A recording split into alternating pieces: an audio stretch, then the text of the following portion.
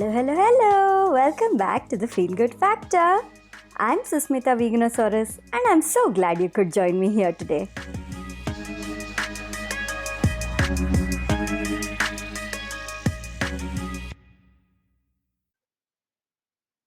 Hi, everyone!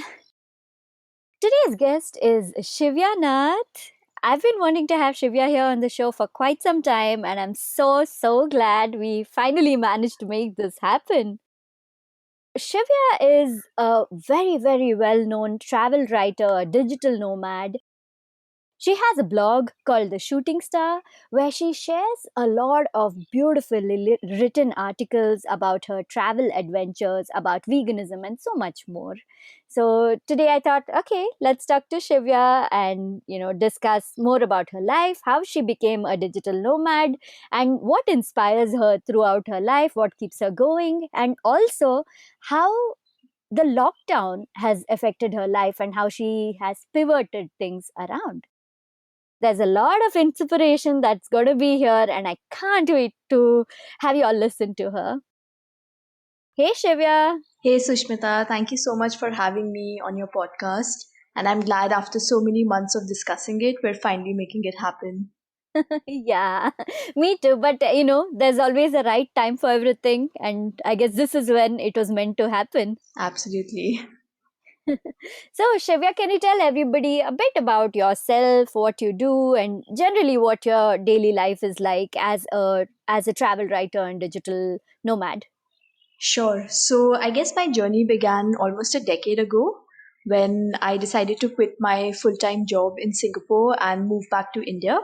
And I'd been part of the travel industry for a while, but I figured that I needed to travel more on my own. And I had started following some travel bloggers at the time, and it sounded so fascinating that some people could travel and make a living through that. And I guess I was just curious to explore that path too. So I moved back to India and I started working with a couple of NGOs. I started writing. I started doing a whole bunch of different things. And the thing that stuck around was really traveling because especially as a solo female who was traveling across India, I was having such great experiences. But there were also so many negative perceptions of what it's like to travel in India.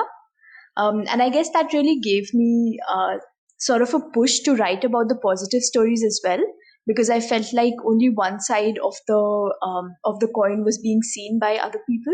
But it's actually possible to be a woman and to travel safely and adventurously in India and meet all kinds of mostly amazing people.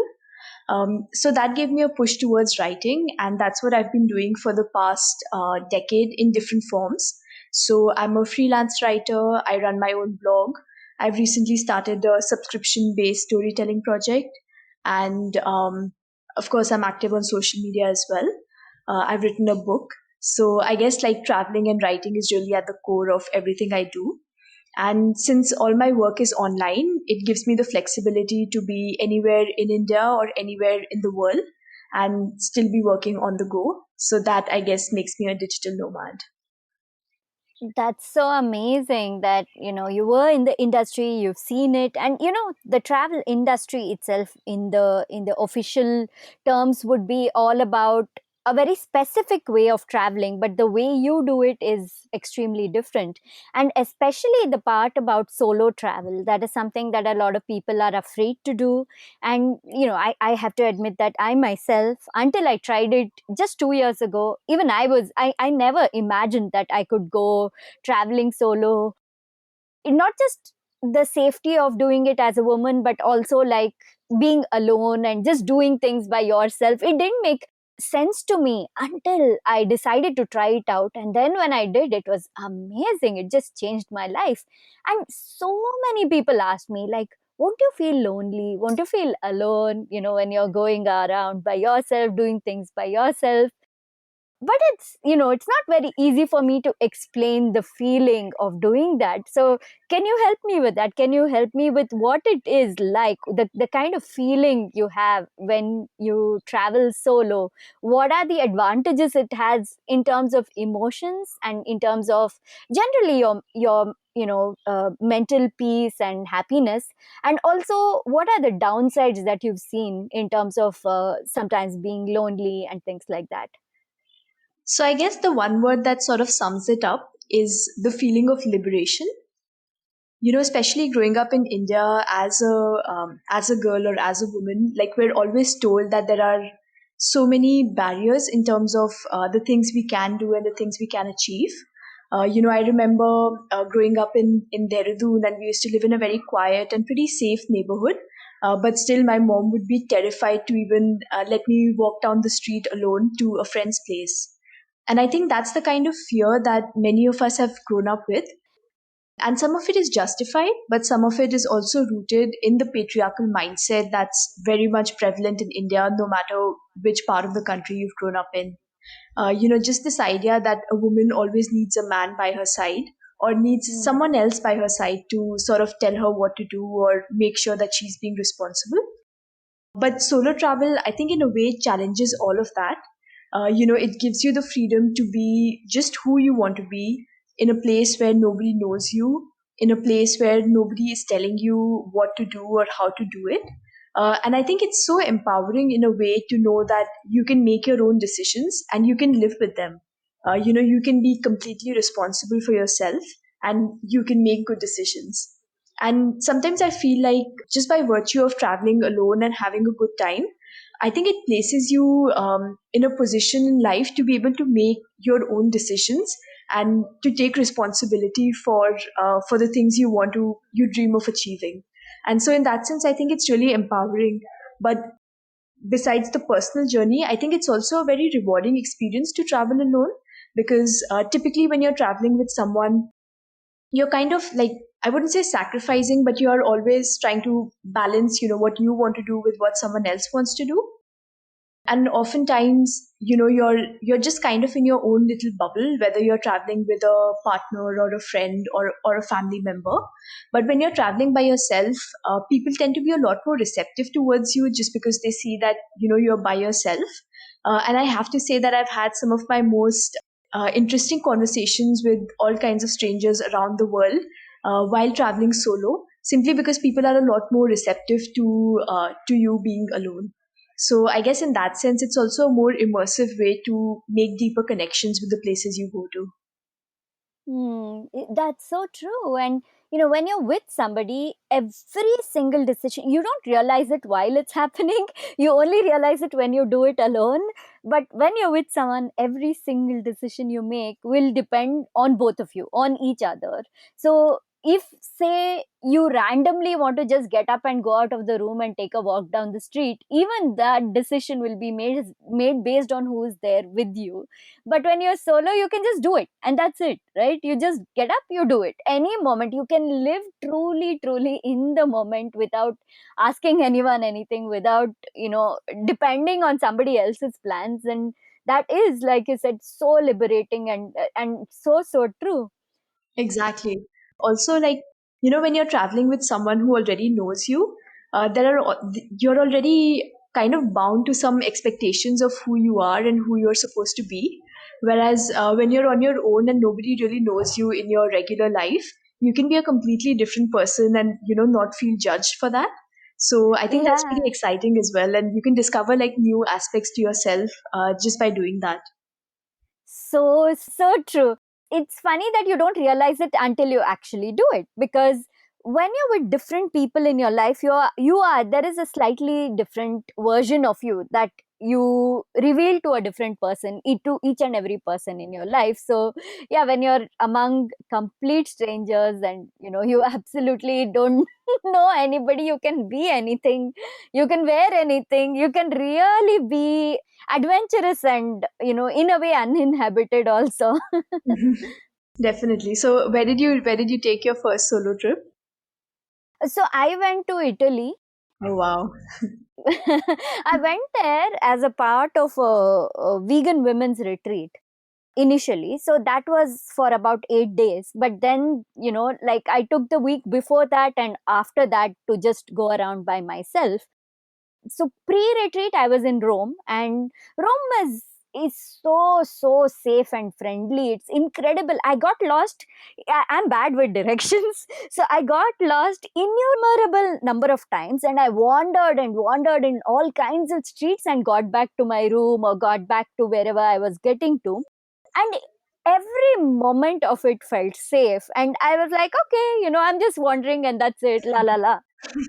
But then my retreat was in Ravello, and it's like, far away on a cliffside town, and it was beautiful, and it was nice to be surrounded by these other women while I was part of that. And then when they found out that my next solo section adventure is going to be at Naples, they got scared. And these are people who would visit Italy quite regularly too, but they still had all these perceptions about Naples, and they're like, oh no, don't walk around there, it's scary and people are like this, it's dangerous, this, that, whatever.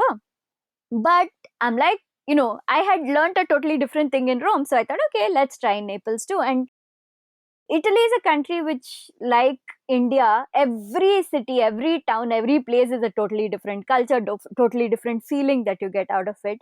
And in Naples is when I truly learned, yes, you do need to be safe. There are some areas where you feel a little, you can't just go off into some lonely place and feel safe there like you would in Rome.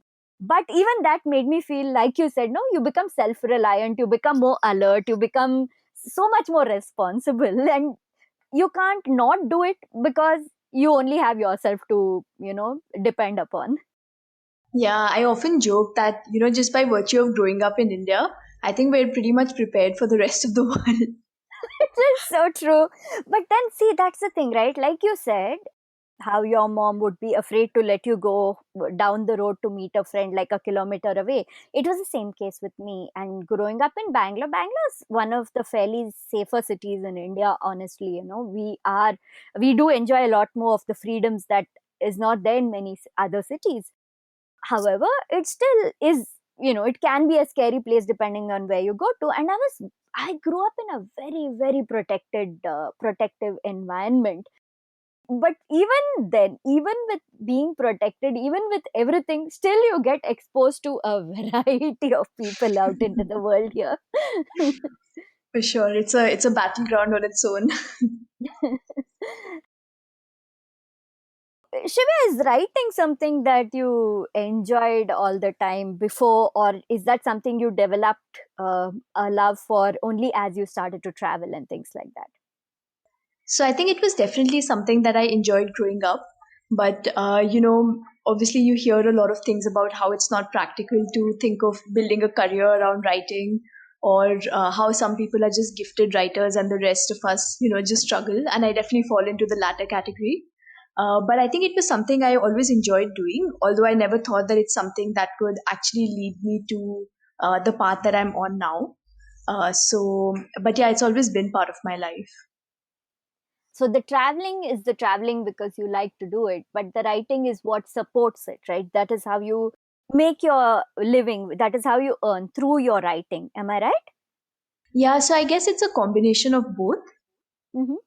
Like obviously social media has changed the game a little bit, but with blogging, my focus was really on writing. And even on social media, it's really like the captions that people follow me for. But I think the two kind of feed into each other, because it's also about exploring different ways of traveling, being more mindful of your travel choices, being more responsible, as well as exploring places in a way that you can actually connect more deeply with them, with the people who live there, with the environment that you're part of, and so on. So I think it's really both. It's the way you travel as well as the way you write about it.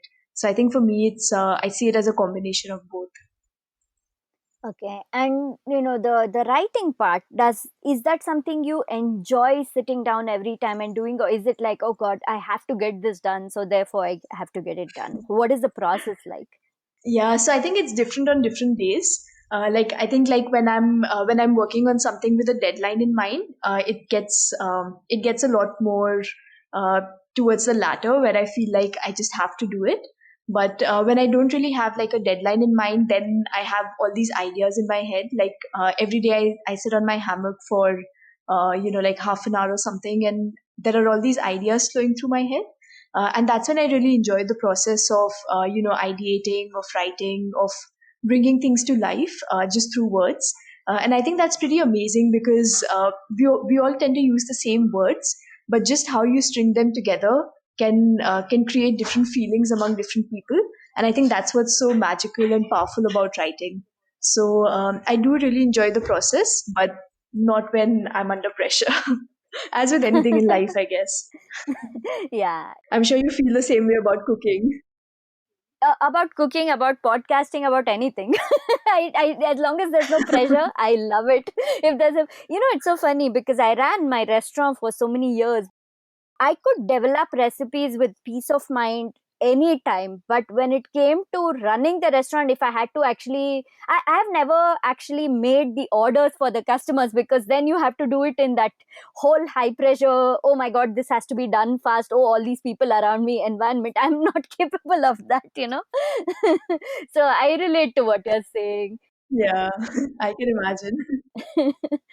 So when you say you sit on your hammock and then you're ideating, it sounds so dreamy. So do you have a like a little notebook with you where you scribble these ideas as they come into your mind? What is that process like? Yeah, so ideally, I mean, I do have a notebook that's around me most of the times, but unfortunately, I just end up writing most of my ideas on my phone simply because it's a lot more retrievable. So yeah, I have like like tens of notes where I have like ideas scribbled down that I can refer to, in the future when I need to. Yeah, I think, yeah, copy paste is it does make it easier, though. Yeah, That feeling of writing is different also. It feels nice to actually sit definitely. and pen to paper. Yeah, I try to do that sometimes, but doesn't always happen. Okay.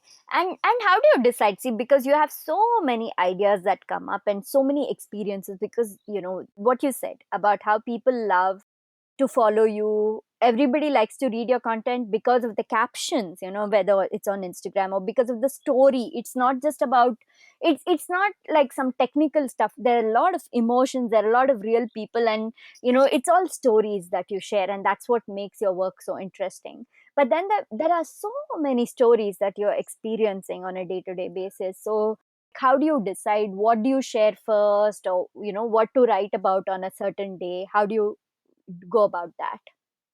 Wow, I'm really not that organized to even know like how I decide that. I mean, it's like asking you like how do you decide what you're gonna make in your kitchen today? So I guess like it's based on what's in season a little bit for me as Mm, well. Like what is something that's on people's minds. But also, I guess there are lots of triggers every day for me. So, for example, it could be a conversation with a friend.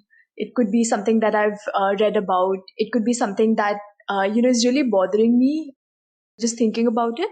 Or it's something that's been sitting in my notes for a long time, and I feel like now is the time to share this. So I guess there's no like actual process, but it's just, yeah, I think it's just a matter of what I feel like I should be posting now. hmm. Yeah.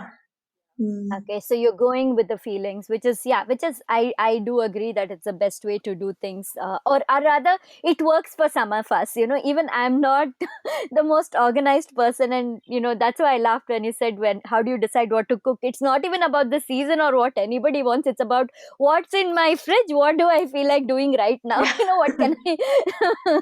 So yeah, going with the feelings is great, and it makes me feel nice to know that that's how you do it, because from the other side, when somebody looks at your work, at your posts, at your social media, whatever, right, it looks like very planned, very organized. Well, I'll take that as a compliment. But yeah, it gives permission, whoever is listening, it gives permission to everyone to know that go with your feelings and don't worry too much about anything else. You do what you feel like and magic will come out. And when, especially if it's a process you enjoy, so which comes down to, do you practice? Like a lot of writers say, or especially content creators, they say that at least, write something every single day so that you can keep on honing and refining that skill and keep staying in touch. So is that something you do? Yeah, I mean, I think like all great writers would say that they write like at least a few hours every day. Personally, for me, like I mean, not that I consider myself a great writer or anything, but in terms of the writing process, I don't think I've ever been disciplined enough to say that I have to sit from this time to this time and write no matter what.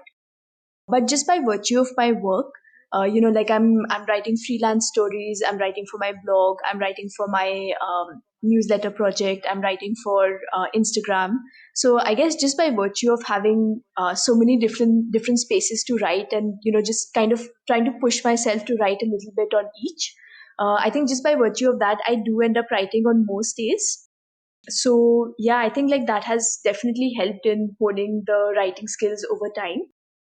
And I think it's extremely important to sort of develop your voice, definitely to hone the skills, but also to sort of figure out what is your voice, because that's not as easy as they say it is. Yeah. So yeah, I mean, I think it's like with anything in life, to grow in anything in life, whether it's yoga, whether it's cooking, whether it's meditation, or any other skill, the more you practice, the better you get at it. And I guess with writing as well, there are no shortcuts.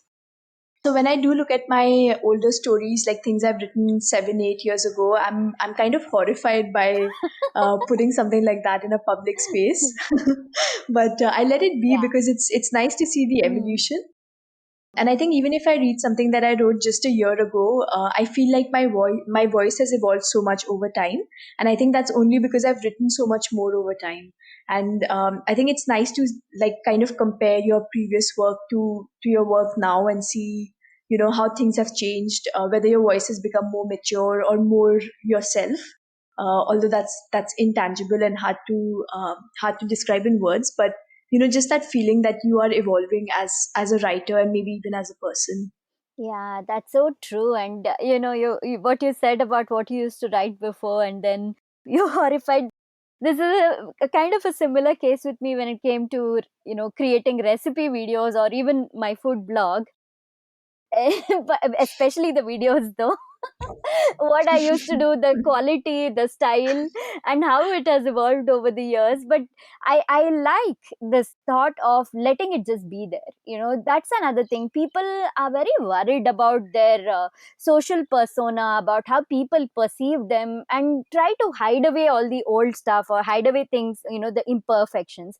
But what I really do enjoy about your writing is how genuine you are, how authentic you are, and you show yourself. Though also I do like that you have a way of maintaining your privacy too. That balance, you seem to have got it right. So people know the stories. Yeah, I think I'm forever struggling with it. No, but it's beautifully done because people know all these stories about you, but also they don't know data. They don't just easily have data about you either, which they can use against you. So that's beautiful, and it's so nice that you've left it out in the world so people can actually go back and look at the, like, if I have a favorite author or an actor or anybody, I like to see the curve of their growth over the years. That is a part of being a fan. Enjoying that process too. So I'm sure your readers too enjoy that. Like, okay, let's go look at one of the really old articles and then compare it and see. Oh wow, see the change. And it also encourages people, right? Because you don't have to be perfect. You don't have to be a pro at anything. You can just be you and then start off, and then keep on learning, keep on working towards fine tuning things and getting better. Yeah, so Shivya, can it's not a very steady life, being a travel writer and things like that, right? So it's such a freelance thing. You take projects as they come, you do writing as they come. So how do you do it without fear? How do you do it with confidence that this will keep going, this will keep sustaining? How do you get that? Because especially now, with the pandemic, everybody's life was thrown off track, and even what people thought was steady is not steady anymore. So then how do you start with something that isn't even considered traditionally steady and then keep going no matter what? Yeah, I think that's a great question. And to be honest, like during the pandemic, answering that question has been a bit of a struggle. But I think when I first started, like all those years ago, I think it was very scary at times because sometimes I would go to sleep and not be able to sleep a wink, thinking of am I ever going to earn any money? And there were times I remember I was traveling in Panama, which is as far as it gets from India, and I think I had only double digits in my account. And it's not that I didn't have money. I had done a lot of freelance work and all my payments had been delayed. And so here I was on this, tiny island, and I had prepaid like some money to my accommodation, but I did owe them, like quite a bit of money more. So I told my host that I would go to the ATM with him on the last day and pay him the remaining account. And I just didn't know, if the money would come into my account by that time. And I didn't have connectivity to reach out to anyone either. Things like this have happened, again and again over time. But somehow the universe has just come through for me, I guess. I think even when I quit my job and even now, I keep asking myself, what's the worst that can happen? And I have like a rainy day, account like savings, which I started when I quit my job.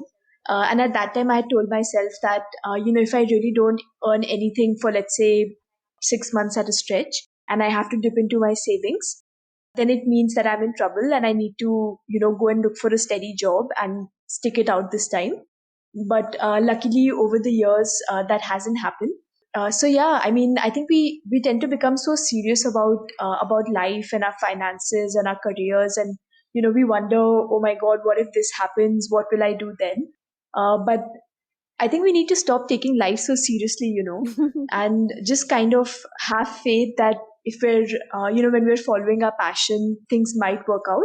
And if they don't, then at least we'll have tried, and then we can go back to a job and say, this is the only alternative, but I can still pursue the passion Mm. as a hobby. So I guess there's always, like we need a change in mindset to stop chasing money, like making that the prime ambition of life, at least for those of us who have the privilege to make that Yeah, choice. yeah, I so agree with you that, if you have the privilege, then use it, right? Because not everybody has that privilege. So when you make the choice to follow your happiness, you're giving permission to others to do the same, because others can watch you and learn and not be scared. I love what you said about how you take your finances as an adventure and you ask this question, hey, what's the worst that could happen?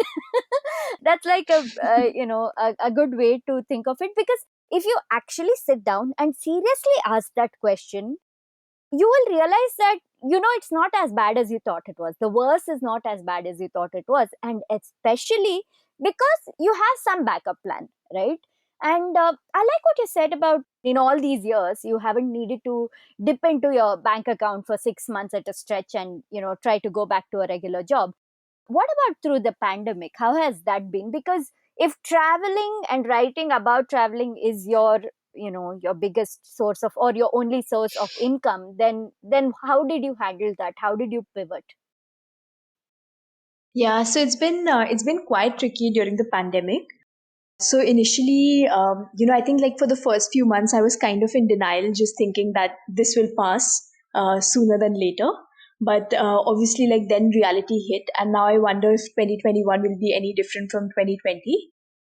So a lot of my work, was either put on hold or like cancelled or just postponed indefinitely, and I definitely had to dip into my savings. But I've also, I started a new project called Journeys, where I offer loyal readers a subscription based service where, like I send them a story once a week. And these are stories that I've never told before, and I probably never will tell in a public space. So, right from secret finds in parts of India and other parts of the world, to a more intimate look at my journey, personal confessions, and so on. So that's a project that I started in December. And other than that, they've been like a couple of like small collaborations that I've done on social media, or like freelancing. But it's definitely a very tricky time, and I'm always having these conversations with friends from other parts of the world. Some of them are lucky enough to be living in developed countries where their governments are giving them assistance. But obviously, in India, we're not in that situation. So it's important to pivot. But I guess I'm still figuring out if journeys is something that will sustain me over time, or if there's something else I'll need to do. But I guess time will tell. The journeys thing is such a good idea, and that's a nice way. See, that's an important thing, right? All of us need to create several streams of income, and that helps. Another thing is, I think the amount of work that you have built into, really gaining and cultivating your audience over the years, I think that also is a rainy day fund, right? Like, that's what also pays off at this particular time, because as you said, you had a couple of collabs and freelance projects, and that would have come only because people, whoever collaborated with you, will see, okay, this is the authority you have, this is the influence you have, these are the people who are following you. So yes, that gives them the confidence to collaborate, and that comes out of years of cultivating and growing that. Yeah, it's also tricky because I mean the social media space, for example, now has changed so much, over time, and there are so many more content creators out there.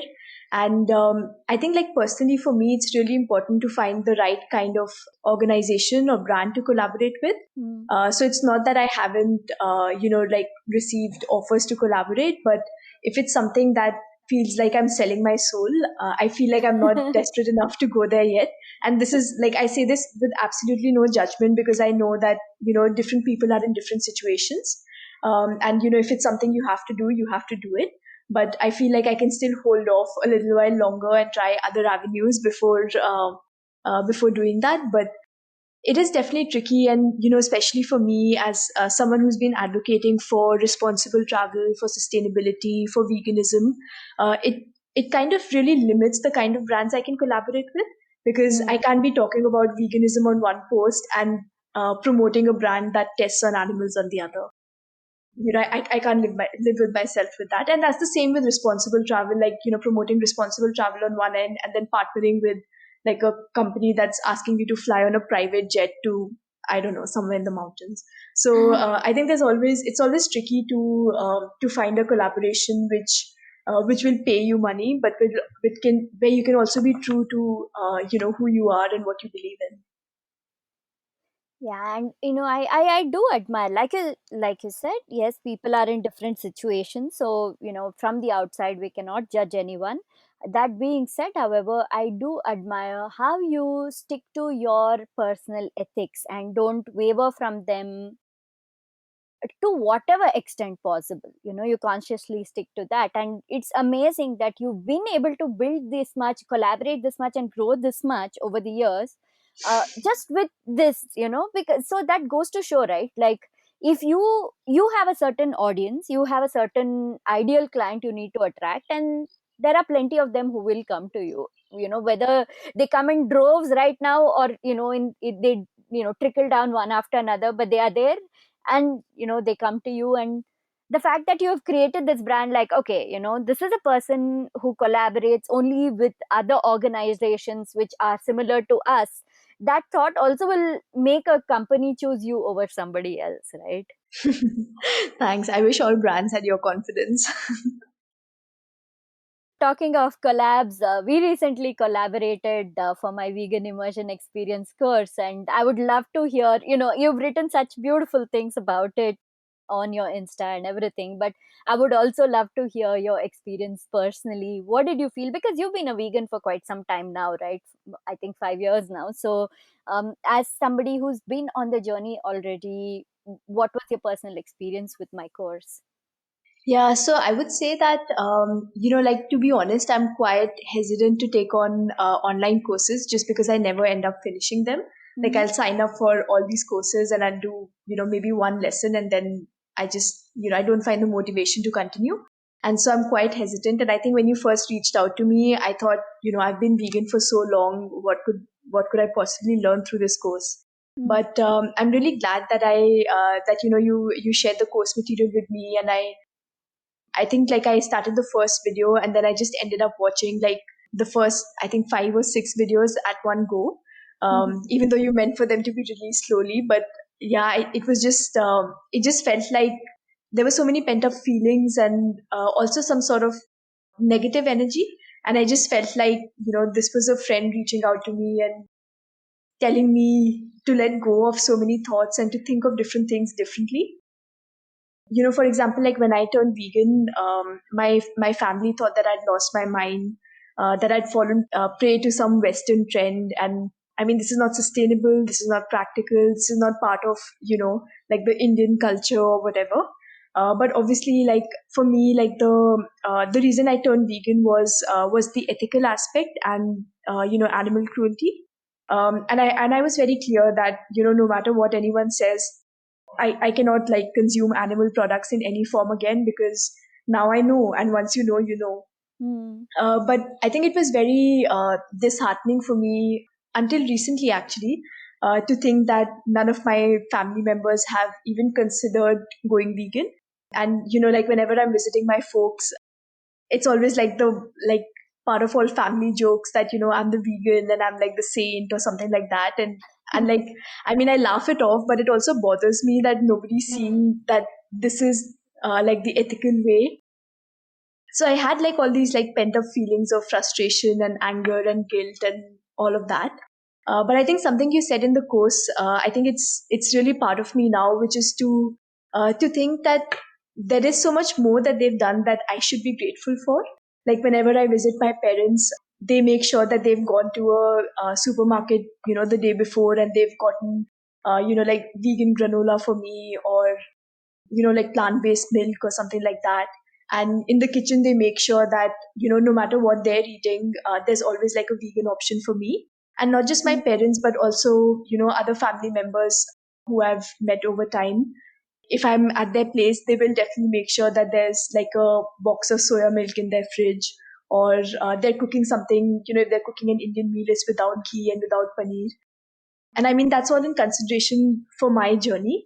And instead of being grateful for that, I've just harbored, like more negative feelings. And I think just hearing that in your course and hearing you talk about, letting the negativity go and really looking at everything from a sense of gratitude and being more joyful about this journey, I think that really helped me. And that's just the initial part of the course, but there's so much more to it. But I don't want to ruin it for people who will, take the course. But I think it was really helpful for me, and despite the fact that I've been vegan for a while, like there were so many insights.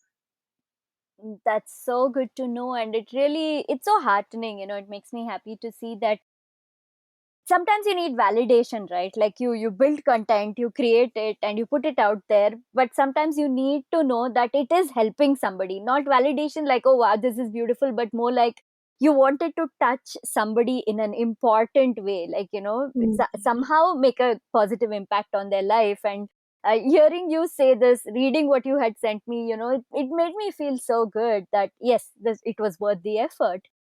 And I'm sure you have stories which are similar to your writing too, when you share a specific kind of a story and people have written back saying how it impacted their life. So is there something, a situation like that, that you have to share a story or something where you've shared something and then people have said, oh my god, this resonates with me, it makes so much sense, and thank you. Yeah, I mean it. I'm really lucky to say that it happens quite often. With readers emailing me or messaging me either about something they've read on my blog or Instagram, or after reading my book. And I mean, like you said, it's just reassuring to know that something that you've put out there has made a difference to someone. And I think that was the first time that I actually realized that this whole idea of influence, even though I hate the word influencer, just the fact that you're something that you're creating has the power to influence someone. And I think for me, that moment of awakening was a few years ago, when Instagram wasn't a thing, and I was primarily writing on my blog. And at that point, I was writing a lot more about solo travel. And I got an email from a woman who was, I think, like 60 plus, and she said that she's been reading my blog, and something, it triggered something in her, and she decided that at the ripe old age of 60 something, she would take her first solo trip. And until Wow. then, she had only been like a daughter and a wife and a mother and a grandmother. But this is the first time she decided to do something for herself. I mean, like you had said, the first solo trip can be so empowering and liberating. And Hmm. I guess she kind of experienced that too. And when I read that, it suddenly struck me that all this stuff that I'm writing, I might be writing it for myself or as a way to preserve my memories, but it can actually influence someone. And I think that for me was a game changer, and that's when I realized that I can't just, like, just to get money from a brand, for example, I can't write something because it really makes a difference to someone out there. Hmm. So I think that's where I really started thinking about my responsibility as someone who has an audience or a readership. That's such a beautiful story, and yeah, I can just imagine how you would have felt, reading that email from her.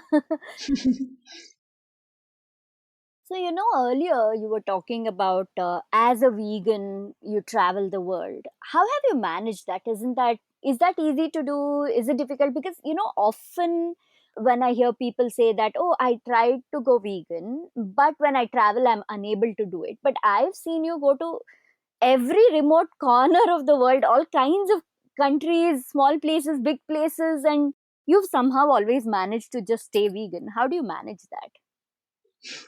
So I think it sounds kind of impossible to travel, to many different parts of the world and not consume any animal products. And I wouldn't say that it's as easy as showing up and expecting to find vegan food. But along the way, I've learned a lot of different ways to make sure that I'm always fed well, and at the same time, I have access to healthy food, good nutrition. But at the same time, I'm also trying the local cuisine as much as possible, whether that's accidentally vegan dishes in the local cuisine or something that's been customized to be vegan. So there are lots of tips and tricks that I've come up with, and there's actually an entire article that I can share with you if you want to link to this podcast. But I would say, like, the most important things for me, first of all, I think it's really important to get your motivation right to be vegan, because I think if you go in with the mindset that if you don't find anything vegan, then you just adapt and maybe eat a bit of dairy or eat eggs or something like that, then I think that would be the easier way to, you would just resort to that because it sounds easier. But for me, I've been, just like the moment I imagine where dairy comes from or where eggs come from or where chicken comes from, I know that no matter what happens, I don't want to eat it. So I do other things to go out of my way to make sure that I stay vegan and I'm fed vegan. So, for example, before I go to a place, let's say a different country, I try to research as much as possible to see, what the local cuisine comprises of. So, for example, in Ethiopia, I was really surprised to learn that for nearly 200 days of the year, people essentially eat a vegan diet. It's one of the oldest Orthodox Christianity centers, and based on their, like, ancient traditions, there is a tradition that for 200 days of the year you eat fasting food, and by fasting food they mean no animal products. So you can pretty much show up anywhere in Ethiopia at any time of the year and ask for beainetu, which is like a vegan platter which has all these amazing, like lentils and vegetables and salads, and Hmm. they make like injera with teff, the grain. Or you can even go to a bakery and ask for fasting food, and chances are that you'll find a vegan dessert. Pretty much in every country, there are dishes that are either accidentally vegan or that can be veganized. So I try to, like, kind of study the local cuisine and try to identify things that I could eat. Hmm. The other thing I do is put social media to use. So I will always look for the vegan hashtag of the country. So, for example, when I went to Iran, which is popular to be, like, we popularly think of Iran as a country that only eats kebabs and a lot of meat, Hmm. and that is true to some extent. But while looking for, like, when I use the hashtag vegan Iran, I actually found, like, somebody who had started a vegan Iran travel network where he's been traveling across the country, finding vegans across the country, and he's kind of built this network of vegans around Iran. And so I ended up staying with a vegan family with three generations of vegans. Wow. So there was like the grandmother who was vegan because she had managed to reverse her diabetes by turning vegan. So she was for health reasons. And then there was like her son and daughter-in-law were vegan because of spiritual reasons, because they found some spiritual leader who really encouraged them to, follow a more compassionate lifestyle. And then their kids were vegan because of like purely ethical reasons. Wow. So it was amazing to live with this three generational vegan Iranian family and eat all kinds of Iranian food that was customized to be vegan, or that was accidentally vegan, or that used to be vegan once upon a time but now had been meat had been introduced into it. So really using social media, doing your research before showing up in a place, and having a strong mindset that you're going to make it happen no matter what. I think it's really helped me on the road. Wow, that is so cool. And see, this is the thing, right? Another thing about solo travel or veganism or any concept which is kind of off the beaten path, though I do hope all these become more mainstream, which have been happening, but still, the thing about it is there are so many misconceptions. Now, first of all, people don't think it's easy to be vegan when you travel. And here you are, visiting a very, very meat heavy culture, and then you found a three generation vegan family, not just one random vegan, but like a three generation vegan family stayed with them, and that's just so beautiful. It's so encouraging. And again, if you had not been an adventurous traveler, if you had just looked for like the easy way out, right, which I'm for that too, in the sense of, okay, book a hotel or a resort and stay there and check in advance with the chef that they can give you vegan food and whatnot. That's possible too, and that's well and good. But you took the adventurous path and, going and staying with a family and things like that, and that exposed to a whole new thing which just never would have happened otherwise. That's just such a beautiful story. You were talking about Ethiopian food. Oh my god, I love Ethiopian food, and I don't know why it's not there in India yet. Yeah, right. I'm just waiting for that to happen. Seriously, like, you go to an Ethiopian restaurant, and I've eaten Ethiopian food mostly in the US, and there are so many families who have come down, settled in the US, and then they run the restaurant. You go there and most of it is meat heavy, but that one vegan platter is so rich and so full of veggies and greens and dals, and oh my god, like Yeah, it's amazing. I don't think I would have ever discovered it if I hadn't gone vegan. Yeah, I think so. And actually, now that I think about it, there's an Ethiopian restaurant in Mumbai. Ooh. That's been, so it's run by an Indian family who lived in Ethiopia for a while. But I think maybe it wasn't so popular, and now they've started serving like Indian food as well. But they did manage to get teff and make injera and things like that. So it Cool. was pretty amazing. I forgot the name, but it's in I think it's located in Juhu. Okay. Wow, that's pretty cool. I do hope someone comes to Bangalore too that way. Yeah. You can get creative, right? Like, you don't have to get tough to make injera. You can look at the, yes, of course it's great to do it with the traditional grain, but also you can look at so many of our local millets. I mean, injera is Hmm. basically dosa, so you can do a version of injera using like ragi or, oh gosh, okay, Yeah. Yeah, for sure. this line of conversation is dangerous. It's making me so hungry. Do you cook for yourself, Shivya? How are you with cooking? So I guess until 2020, I would say I was eating out like 95% of the time.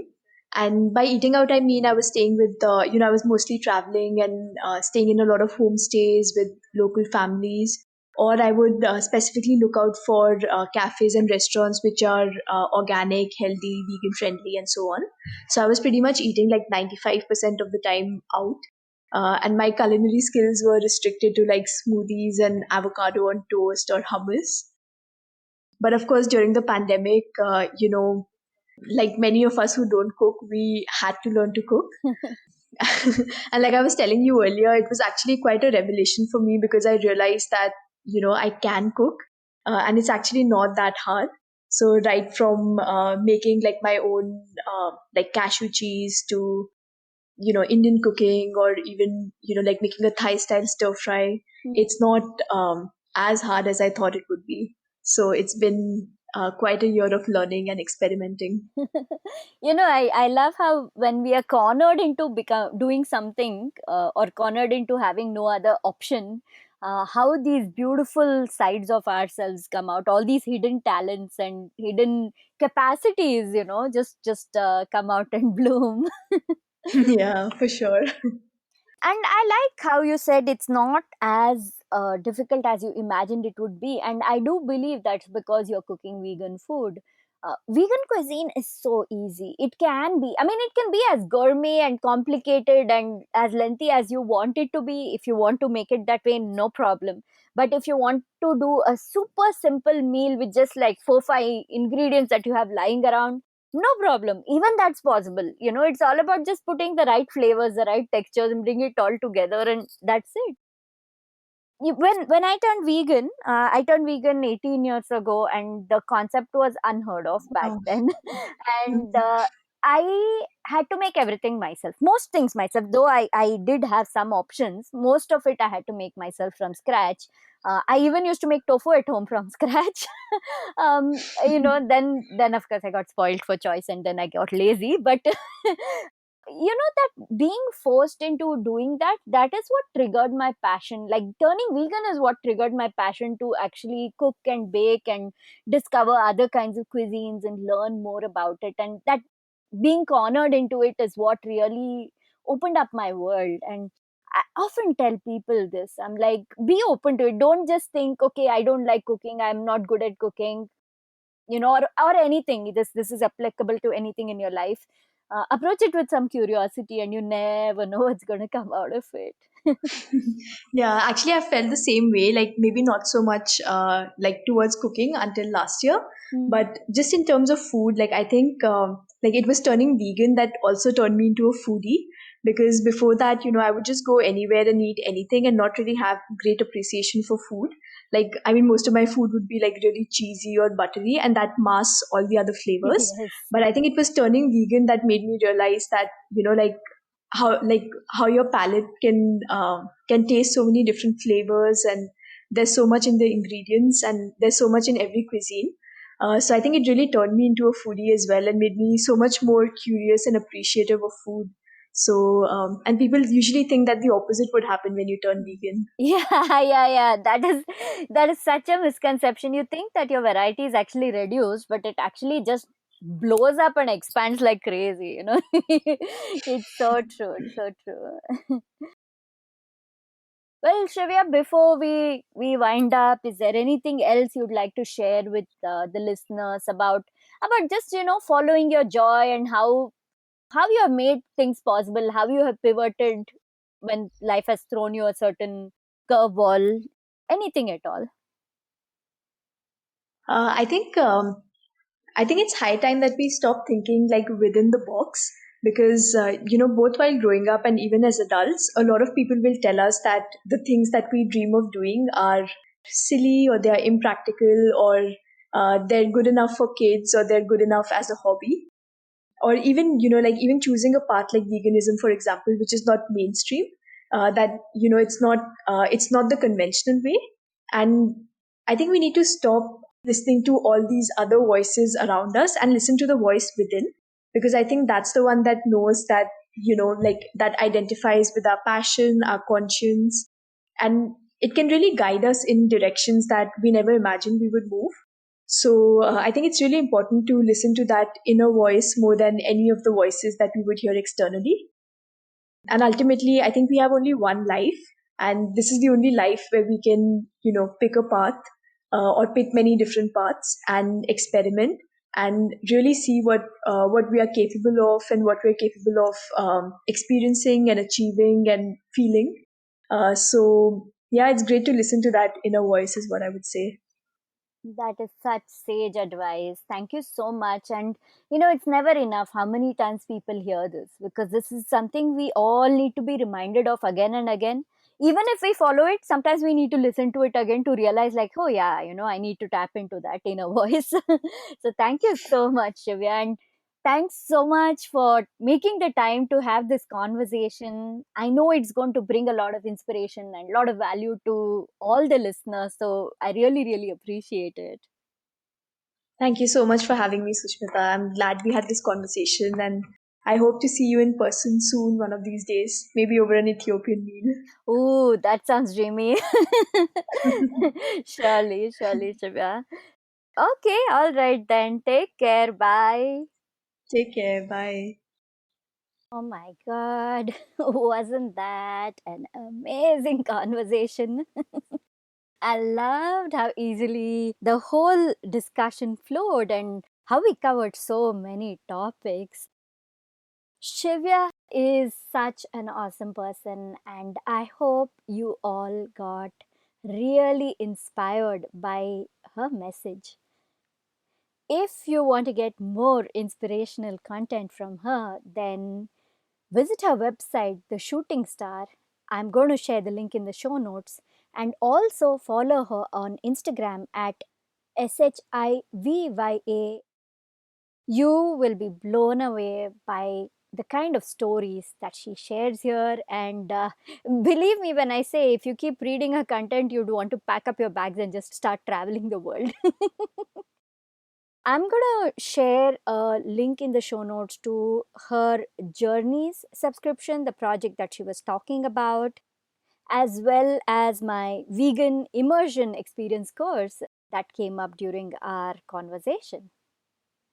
If you enjoyed this episode and if you've been enjoying the feel good factor, then I would greatly appreciate a review on iTunes. Your reviews and ratings help the show get discovered by more people, and this will help spread more positivity and more uplifting energy around the world. And if you'd like to share what your key takeaways were from this episode, I would love to hear from you. I always love hearing from people about the kind of impact, the kind of inspiration they have had from listening to any episode on my show. So I would really love to hear from you. Send me a message on Instagram at Veganosaurus, Veganosaurus. Or if you're going to write about it in a post or a story, make sure to tag me as well as Shivya. And I'm sure she would also love to hear your thoughts on what you felt after listening to her speak. So, until next time, thank you so much for listening to this episode of The Feel Good Factor. I'm Susmita Veganosaurus, and I'm looking forward to talking to you again very soon. Bye!